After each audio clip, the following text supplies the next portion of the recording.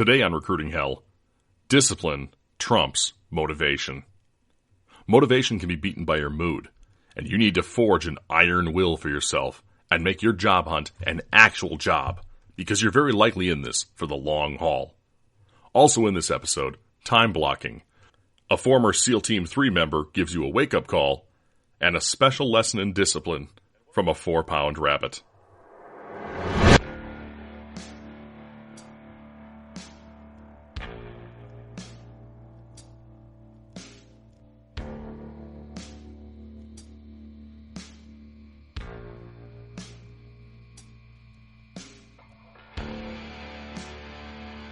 Hello, and welcome to Recruiting Hell. I'm glad you're here with us today. I'm your host, Rob Conlon. It's episode 16 of Recruiting Hell today, and the topic for this show actually took me a long time to come up with, and in almost a moment of panic, it dawned on me what we should be talking about today, because it's been something that is a general struggle for everyone, whether it's for your job hunt, a new habit like exercise, or something like the flow of a new job. Our topic today is discipline versus motivation. And while we're going to talk about some of the good and bad points of both, there's one of those two characteristics that will win out in the long run, no matter what. Now, before we begin, a bit of housekeeping, bringing you up to date with the show itself. This episode actually caps the first 90 days of Recruiting Hell, which came from a frustrated pipe dream back in early 2020 with my own personal job hunt. And I can't believe how far we've come in such a short time, thanks to you, the listener. If you're a long-time listener, you're amazing, and I can't thank you enough for the time you've spent listening to my work. I'm humbled, and I really hope it's given you huge benefits in return. On the same token, if you're new here, thanks for coming by. I hope this show and its other episodes help you to find new or better work. So again, if you're listening to this show, you're here for one of two reasons: getting a new or a better job.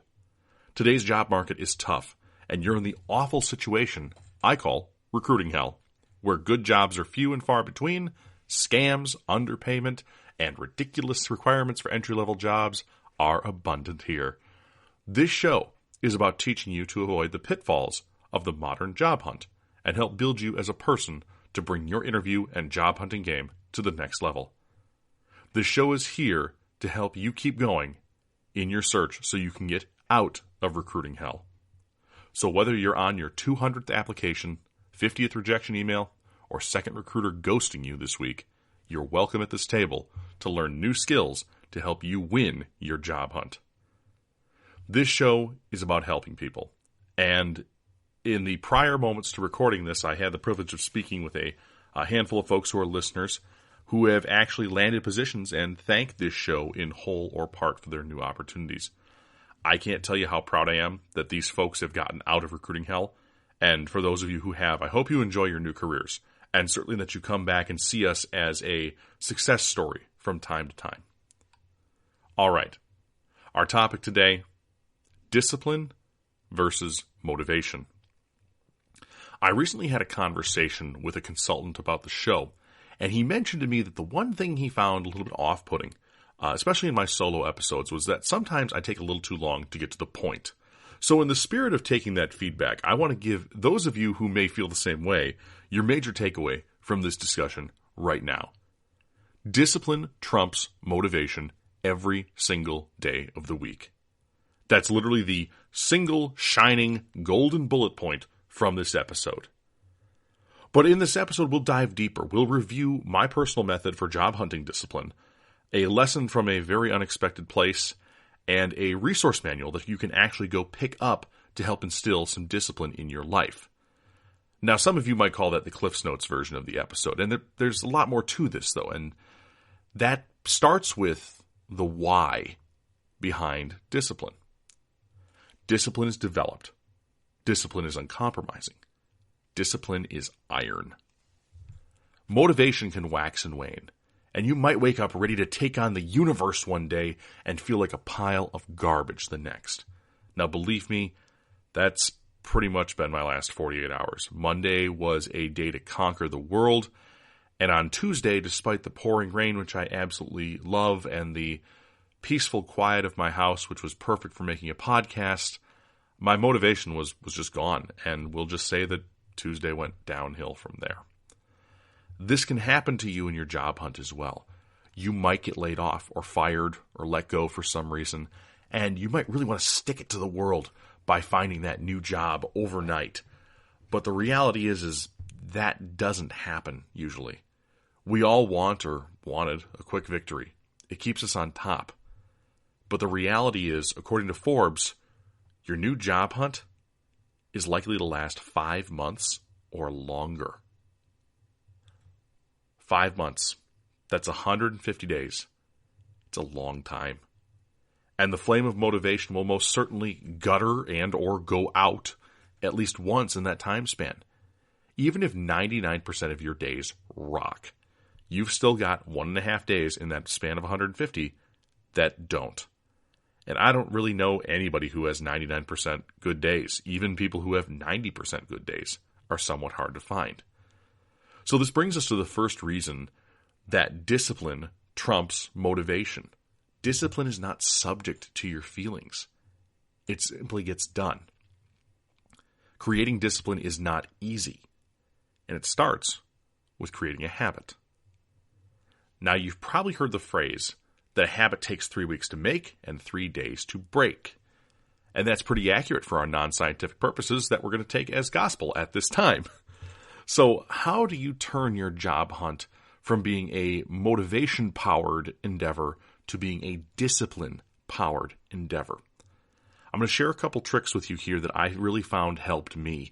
And I certainly hope that by building this element of your life that you're able to almost systematize and maybe mechanize isn't quite the right word, your job hunt, but that automation factor somewhat comes in. And step one to this is schedule. And when work is out of the picture, the structure of a schedule is one of the biggest things that people lose. The structure of our day, needing to be at the office or signed into working from home at a certain time, keeps us on a timetable, much like a train or a bus schedule. And like it or not, it actually has the benefit to make sure that you're always on that timetable, kind of considering your actions based around an immovable, which in this case is work. And that's the core pillar of that habit. So when work goes away and it's out of the picture, you need to build your own core pillar to start getting discipline into your life again. And for job hunting, there are a few central ideas that you can build on. I know personally, for myself, I am much more likely to stay up later than to get up earlier. I like the night. That's when I get my social interaction, so I shifted my schedule towards that. I don't have to be up and signed into my old procurement job systems by 8 a.m. I need to put out a great piece of podcast content right now, and its accompanying social media pieces at least once a week or maybe twice if at all possible. So I shifted my schedule towards the evening. Sleeping in, if you will, but really not sleeping any more than the standard, 6, 7, 8 hours. I'm up and raring to go for my day by 9:45 my time rather than the 7:45 I used to be at. And there is an immovable alarm that I set for myself via my phone that makes that happen every single weekday. So step one is starting to define that schedule with an uncompromising starting point. And you can't break this because otherwise the rest of the system falls apart. I set that uncompromising time at 9:45. I've shifted my day 2 hours. Instead of going to bed at, say, 11, I go to bed at 1. I get up at sometime between 8:30 and 9:45. But that 9:45 moment is last call. And making sure that you know that it's last call and abide by last call is exceptionally important. So we have the first point in our day here of creating kind of a pillar and a schedule for ourselves, and that's the wake-up point. Step two is something really that borrows from the sales world, and it's called day segmentation, or you may hear it called block scheduling, things like that. But day segmentation is blocking your day into pieces and scheduling a task for each of these segment pieces. And you likely have things right now, whether you are employed or not, such as housework, childcare, meals, cutting the grass, other things on your list of things to do of being a responsible adult that are going to take up some of these segments. And that's why it's important that you find the ones that you know that you can stick to, the times you can stick to every single day, and fill them with the work that is most important to advancing your career right now, whether that's job hunting or training to get some new skills so you can get a better position. You need to put those activities into these prime times. And this is based on a sales tactic I learned a few years ago. Long story short, to give you a little bit of background, in sales, if you're making phone calls, there are good times to call prospects. Usually, I think it was 10:15 in the morning was the top time to call a prospect. Usually it's because they're between meetings or they've gotten all their morning stuff done and they're kind of in that lull, if you will. But there are also bad times, like over the lunch hour or late afternoon. The goal of this idea is to place the task that you're trying to do in the time slot it has the best chance for success or greatest efficiency. So if we go back to that sales job that I had where I learned this, there were always other things to do as a part of the sales process. Things like follow-up emails and logging information into the customer management system. These things went into the time slots that weren't optimal for calling. So if you were doing a follow-up at 10:15, 10:30 in the morning, you could actually be spending your time getting more prospects and more business into your pipeline because that was the time of day that somebody new to your sales process was most likely to pick up. You were far better off for your bottom line calling a new person rather than following up with somebody you'd already talked to. The trick was to save the work that didn't involve prospects for the late afternoon or lunchtime when they were least likely to take a call. So maybe you want to get your job applications into inboxes first thing in the morning. Maybe that's your goal.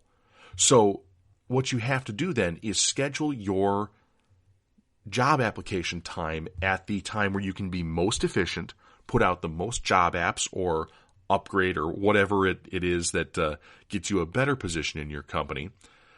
You have to schedule this at a time where it's going to land effectively for you. And maybe this is a time that you do either a late night search or you start an early morning search for your job. Basically, if you want it to be on the top of the recruiter or HR person's inbox at 8 a.m. when they get in, you may have to start that job search at 6 or 7 a.m. or send it the night before after the kids have gone to bed at 10 or 11.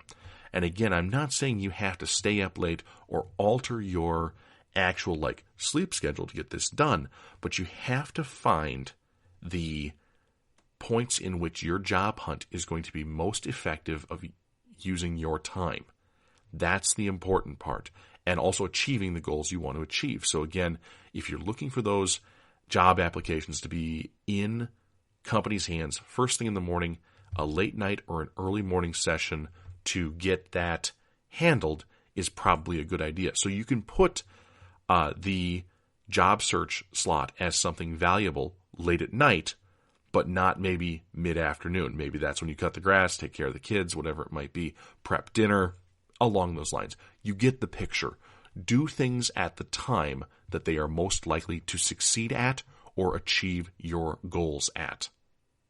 Now for me, that consists of, again, getting up at my buzzer alarm or sometime before it, and at 9:45, rain or shine, sad or happy, I need to start my day and be ready to rock and roll at 10 a.m. for Westport Studios.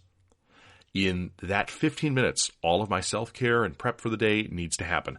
Shower, shave, clothes, hair, restroom, quick meal, big mug of water for my job hunt block, or rather production of this show in this case, which is going to happen at 10 a.m. So starting that block on time is important because it gives you a second anchor point in your day for your schedule. So with step 2, remember, use your most uninterrupted segments for your most important tasks and focus exclusively on them. No loud music,